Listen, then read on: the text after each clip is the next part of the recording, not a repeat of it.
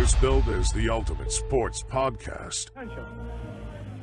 I told you, all of my critics, I told you all that I was the greatest of all time. Everybody has been waiting. I'm God gifted.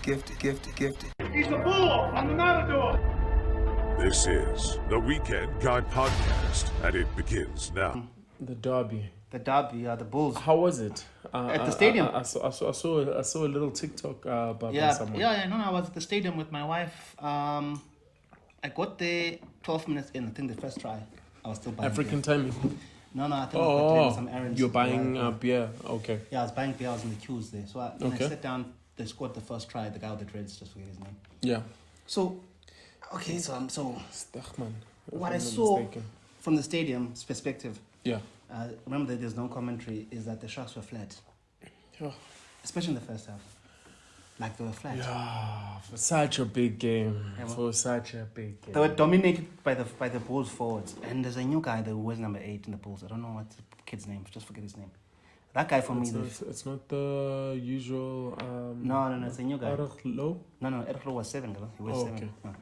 He was wearing number 6, 8 on his back. I think the 24-year-old. He was a former overseas player. He's come back to the Bulls. Oh, nice. So he was beasting. For me, I got Springbok vibes there. Really? Yeah, there I got Springbok vibe. Yeah. To give Jasper some competition. Yeah, Jasper and this guy, Evan. Yeah, Evan Rose. So that kid, I got Springbok vibes, and I even said to my friends, I think he's only 24. This guy should be a future Springbok. Our pack organization, our forward play was above the Sharks on the day. Yeah, and it wasn't the kind of contest we wished out of local derby. It wasn't. Yeah. Because already, I think at halftime was 27-3. Yeah, it was. There's already a big gap. It was disappointing. Yeah. The problem with the Sharks at the moment, not that they're not elite at the moment.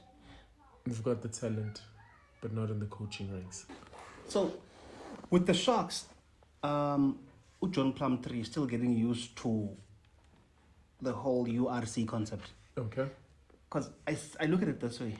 Yeah, they got the talent. No, they've got everything. They've got everything. It's just that the coach is a little bit overwhelmed with the whole concept of, I'm coaching against European teams. Yeah. I'm coaching against, I have to travel every week to Europe all of a sudden. Yeah. And he used to travel to New Zealand, where his family is, and so on and so on. So you're finding that now, it's not that the coach is bad or the team is bad. Yeah. They just need time. Just a matter of time. Fair enough. To get them back to the elite level. One would be very naive to say the Sharks are not... No. You just need time to blend it all and bring it all together. Okay. He needs to get some time to adjust to the whole competition. Because to them, what you should know about New Zealanders and the rugby, they're so set in the New Zealand way that anything else to them is like foreign. It's foreign. Yeah. So just something that crossed my mind, right? Obviously, Jacques went back to Leinster as the defensive coach, right? Is it like he's like, I don't know how it works there. Yeah. He's like deputy coach. Yeah, but it's a downgrade. Yeah, but now what I wanted to find out from you, right? If you were the Sharks, right, and the John Plumtree experiment doesn't work, do you give Jacques a call? Of course it is, but I don't think you'd agree to it. But of course you do. Okay, why do you think I don't like the whole Jacques coaching Leinster thing. It's a downgrade for me. Yeah, no. Why do you think Jacques would turn down the Sharks head coach position? Europe, maybe wants to be in Europe. He likes being in Ireland, maybe. Okay. It's more about location, not about I think he likes job. being overseas. I feel like with Jacques, the local rugby fraternity didn't recognize him when he was still Ras's assistant. They didn't see him as an elite coach to actually give him an offer. So now that he's won 2 World Cups as the best defensive coach on the planet, he's like stuff. To be for him, to be a downgrade for him. Because remember, in SA, he's conquered everything. So for him, it would be a downgrade. Okay. And plus, I don't think that's his ambition. He hasn't won the URC in South Africa. Yeah, but I don't think that's his ambition to to be in South Africa with his family. Okay. He's more like an overseas person. I think he's much more comfortable there in Ireland. Overseas, okay. Yeah. Fair enough. It Okay. could be that. Or Just even that Ujak, thought. maybe he's never even had, like when they came back in 2018, maybe his family has always been that side and then didn't come back. Like the kids are there. Oh, really? I'm just thinking, I don't know. I don't know. Yeah. So But there's a lot just to a it. thought for the weekend, guys. And Yeah, maybe you guys will give us some insight into what we're talking about. Ujak, Ninaba. being a South African franchise head coach. Yeah, that's a long shot though. For me, it's a downgrade. Okay. You can't take Urasi to be a South African franchise coach. But he can be the Leinster coach. No, I mean, I'm saying Ujak, that to take that job was a bit of a... Do you think he Wow, just should which one is this have stayed in international rugby? Yeah, he's elite there. No, and proven. Proven, But so I mean... for me, yeah, like seems like Or going or to coach in France. okay. Because the French league is a more elite league, more dynamic, superstars. more superstars there Okay. than to coach in the URC against the Bulls. Come on, it doesn't make sense. Yo. We'll see how Leinster turns out. It's a weird as a move, team. though. At this current stage, it's still a weird move. Let's be honest. True. I think we should keep an eye on it and see what maybe his long-term goal Is because Urasi would go and coach in France and would not be surprised. Like, okay, cool, because it's a top league, or go coach in England. Or maybe what I'm thinking probably, right, is when you're in Europe, you're accessible to obviously all those clubs. Yeah, So probably a lucrative head coaching job. Will that side. come Yeah, up. he's more of European. I think what Jacques' thing is that now in SA Rugby, they didn't value me. Yeah. Up until Urasi took me under his wing. Puff, we've always been with Urasi from the beginning. So SA Rugby never valued me. So why would I want to go and coach any South African team? I'm cool with the Springboks. I did the ultimate, but I'd rather be now settled in Europe. Okay. Now we'll keep making a my close money there. eye because man, the Shark development, is sad and hard to watch because it's almost like we lack cohesion and chemistry and just a direction in terms of this is how Plumtree wants us to play. And all that is coaching. Yeah. But as you're saying, look, he's a New Zealander stuck in his ways and hopefully he'll adapt to the URC and its demands. Yeah. And also how to approach the game because, Yeah. hey man, He's it's not- tough for the Sharks. Being He's second last yeah, is not a he's position not at the you'd level, expect us to not be. operating at the level but for him, he's been amongst us for a very long time. So we would expect him to. Have a better understanding of South African rugby and culture, right? Yeah, no, he's got that. It's just that he needs to have a better understanding of the competition he's in, Yeah. the dynamic he's playing in, whom when to play, whom when to play. Because the thing he did of playing the Springboks in that match and they won 55-0, Yeah. whatever it was, and then the next game against the Bulls, they scored only 3 points in the first half. Doesn't make Yeah. sense. Doesn't correlate as Yeah, much. you had the talent and the talent put up their hand the week before Before against and they were a a weak shadow of team, themselves. and then against an elite team that dominated like that, it's like Yeah. weird. It's like doesn't add up. Because That's even true. if we beat the Sharks, we never beat them like that. Even last season, even Yeah. the season before. So it's just the coach just needs to evolve himself and understand where he is because he's still in the Super Rugby mentality. Yeah, hopefully it can change because I think this is also an opportunity to see or question the selections because Ox was on the bench. And, Yeah, you see those kind of you know, things. Doesn't make What sense. the hell? Like, Especially after, against like a big game like that one. I mean, Ox is your best number 3 in the team. yeah. Why not start him? Worst Because case scenario, give him 40 minutes. Yeah, because you can't expect Ox to be the bomb squad for the Sharks, Sharks. no. I mean, No. what the hell, bro? No. So those are kind of slight errors. Because you saw when Ox came in, the game changed. But it was a bit too late. Yeah, obviously. a bit second half. too We late. It was already a bit too we late. stretched the lead. And Jaden and Grant Williams, Jaden flopped. is they okay? You answered my question because I was gonna say is they clear number one scrum half Yeah. Look, at the Sharks Grant Williams, you have to go with him. as the number one. Yeah, Jaden has lost his place. Springbok, same scenario. After an injury and his dad passing, just needs time to recover. Yeah. Grant Williams should be starting at 9. Okay. Because didn't he come off The bench, the bench? yeah, and then change the game. Okay. Okay. So So, Grant Williams should be if you're the starting coach next week when the Sharks play, Grant Williams is taking the number 9 Grant jersey. Williams, Oxen chain the team. Okay. Build your solid base against, Jaden. are you not making it? I mean, it must be obvious. Because the stakes are just too high at that 9 jumper at the Sharks. Yeah. It's either him or Grant Williams. So you give Grant, he starts, give him game time with Jaden, and then he needs to get the hang of saying, well, fuck, okay, I need to play, and then I'm not getting my jersey. Do you think, though, it might stifle their development, given the fact that they are both Springboks? Yeah, definitely. Definitely. Because it'd be Because interesting. even Jaden Hendricks, he was lucky to make the World Cup, let's be honest. Yeah, that's true. Because now, earlier we spoke about Sanele and him playing 9 and developing there, right? In the next 4 years, consistently, who's going to then get the most minutes between You Grant see, and having Jaden? two Bok 9s in the same team is never ideal. Yeah, and as much... Never ideal. And I think the other part of the conversation is, there's a lot of rugby to play. They'll get enough minutes. Team cohesion, as you said. Yeah. It was evidence against the Bulls that those guys they need There's better no coaching. cohesion. There's no cohesion between them, especially playing against an elite team. Because remember, your Leinsters are still coming through. Your Connacht, even though our top teams in the URC Stormers are still coming. Yeah. So you look at the top 8 of last year, Yeah. and then the Sharks are still outside of that at the moment. Yeah, we're 14th, I think. Yeah. So it's Out bad. of 15 teams, or 15 out of 16. Yeah. It's not a good case. But with my guys, they. also You saw looking that I was solid. playing Eskom at 6, and then I was playing Elderglo at 7, and I was playing this young kid at 8, Jake White is cooking something. and then it begs the question: Marcel Coutier, where does he come back in now? There's a lot of rugby to play. There's a lot of rugby to play, yeah. But You'll find some time. you saw Good that- thing he's on the latter years of his career, because if we're still in his peak, would It'd be be a a very problem. big problem. Yeah. So Marcel Coutier needs to come in. The forward line is cracking. The hook is nice. Even the forwards line, like our entire pack actually, Yeah. is prop. Eloklo is guaranteed Springbok number 7 in future, because either Franco or Peter Steff, one of the two, Yeah. needs to step down.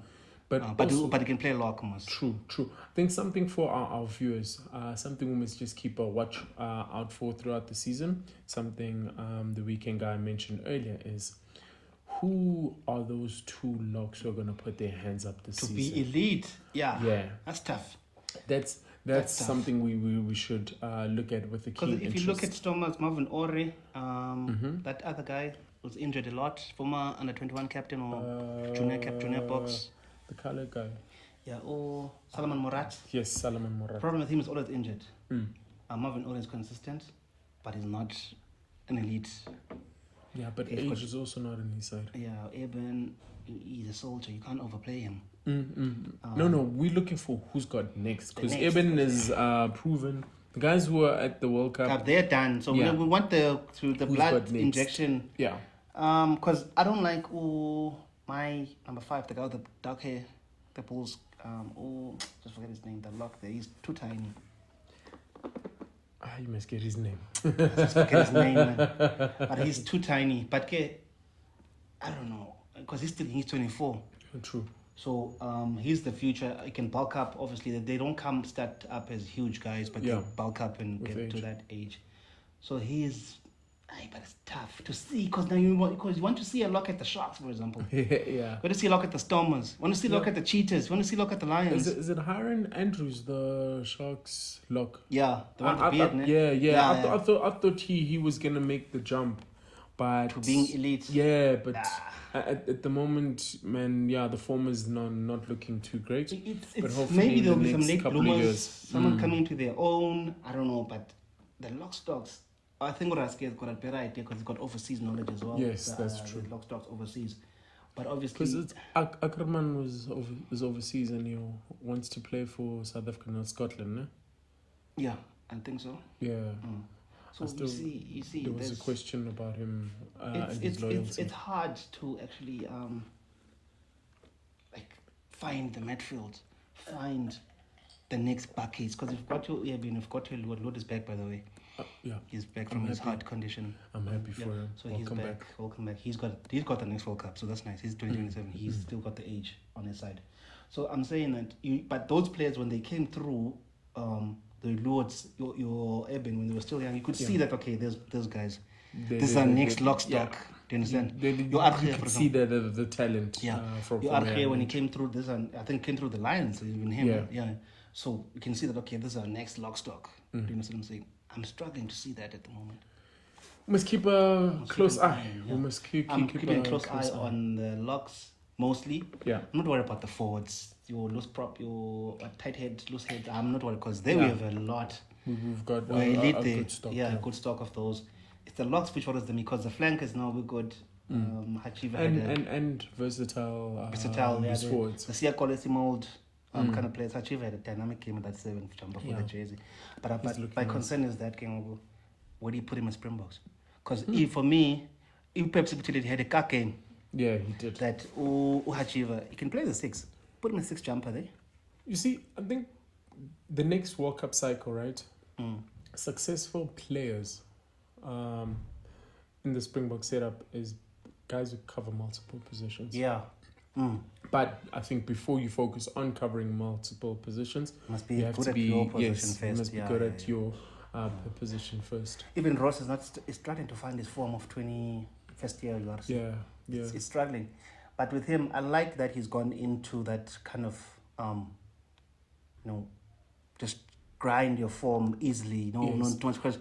That created too much pressure in the first year. Because obviously I think when you have a breakout year and your team wins the UFC, more attention then comes towards you. Yeah. But this is also a nice opportunity in terms of development, Yeah. He wasn't rushed to be a Springbok and being given all his flowers before. Yeah, make him a World Cup winner at that age. His head's gonna blow up. Exactly, so he understands that there's still levels to this, and hopefully this will do him very well, And I think it's going to be interesting seeing the evolution of the Springbok squad over the next 4 years. But for me, the focus right now will be the URC teams and what they do. Yeah, no, definitely. Like Manili Pop needs to work on his kicking still, man. I don't know. He just delays too much, takes too much time to kick. Watching him doing the moves, it's nice, but it just takes too long, man. Yeah, it's be like Pollard, man. Put the ball down, take one step, one breath. Handle your business. Put it over and move on. This thing of delaying and thing of anyway, what can we do? Yeah, true. So otherwise, man, with the other teams, I didn't get a chance to watch the other overseas teams. No, we focused on the SA local teams. games and the whole local. Yeah, because I think this weekend is the start of the Investec Cup. Yeah, the European Cup. Yeah, so it's also nice. When starting off like this, they always send crap teams overseas. Yeah, they don't send their proper teams. Yeah, it's almost like we're getting our feeler out. But the nice thing also, we get to see the cheaters in action also. So yeah, the cheaters. I think that's something I'm looking forward to this weekend. The Stormers are playing Leicester or Cobus Visser and Pollard. Leicester. At Leicester. Oh, nice. So they're going to send a second team there, so it's going to be ass whooping. Okay, it gives us a chance to see the likes of Sasha Van Bem Gomezul. Yes. So you look, you see that, okay. You see what you're seeing with Sasha Van Bem Gomezul is what you need to be seeing. But in all other positions, like a lock at that level of case, To see the experience. Yeah, you see now, okay, this kid is like a 10, 12, and a 15. Okay, it's a project. You're going to fit him somewhere in the box, obviously. True. So you don't have, we don't want to see those kind of players, But guys, it would be better if you guys, on the comment section, just give us whom you guys think would be an elite Springbok the next 3 to 5 years. Yeah, or 3-year cycle, because come next World Cup, they need to be elite. They need to be there, elite. Yeah. Obviously, you're already seeing an Erlichlo already on the path. That blue ball kid, the new one, the number 8, is on the path. Yeah. He's on the path to be a Springbok. You've got your Escoms already Springboks. Yeah. So in my bulls, even my front three. Sihle is going to be there. Yeah, so I've got the front three. The guy was already a Springbok, but played the Argentina game, came back. I forget his name though. Shit, I wanted to say Engelbrecht. Somewhere there, those guys. Yeah, so I've got like, yeah. I think Steenkamp. Yeah. So I've got those kind of players potentially in the Springbok mix for me. So for me, it's Bulls. I'm looking at going from 4. Another one with a great game was Willy Leroux. Hey, like he almost had a very good try. Yeah, you can see, but okay, you can see that. Yeah, now the back three is Bok level. Ketlerens was on another planet. He's trying, man. Yeah, so even Kieran Moody, you can see the Springboks that okay. Yeah, these are the Springboks. The quality. With us, they were evident. Yeah. With the Sharks, it was difficult to see. My Pimpi, I don't know what the hell was going on. Apiwe Yankee tried. Yeah, look, I think more than anything else, I'm going to be easy on him this entire year. Yeah. After being out for so long, it's going to take some time to get back into the swing of things. Sharks aren't playing to the... Okay, obviously the coach needs to get this thing right. You know, Apiwe Yankee, he's a finisher. Yeah. This thing of getting the ball and going into contact like that, I don't like it. Who's he going to bounce off? Exactly. Like, what's the strategy? You need to give him time, and he needs to have changed his game. I think he's still on the 25-year-old mentality where he used to try and bounce everyone off. Now he's older. Receive ball, slow it down. Yeah. Get inside. Look for something, then move the ball. Yeah. 2 or 3 times. Let the opposition think going to be doing that, and then surprise them with... Get him back to He just goes straight to the forward. Boom. What the hell? Anyway, guys, on that note, man, it's been great. Yeah. It's been wonderful. What a wonderful sporting weekend we just came from. But otherwise, guys, if you enjoy this content, you like this show, give us a subscribe, guys. Give us a what do they call it? Share. Share. Tell your friends to tell a friend. But Sihle, man, because they buy the people. Yeah, man. Thank you, guys, and we'll see you next week at the same place at the same time. It was great, guys. Peace.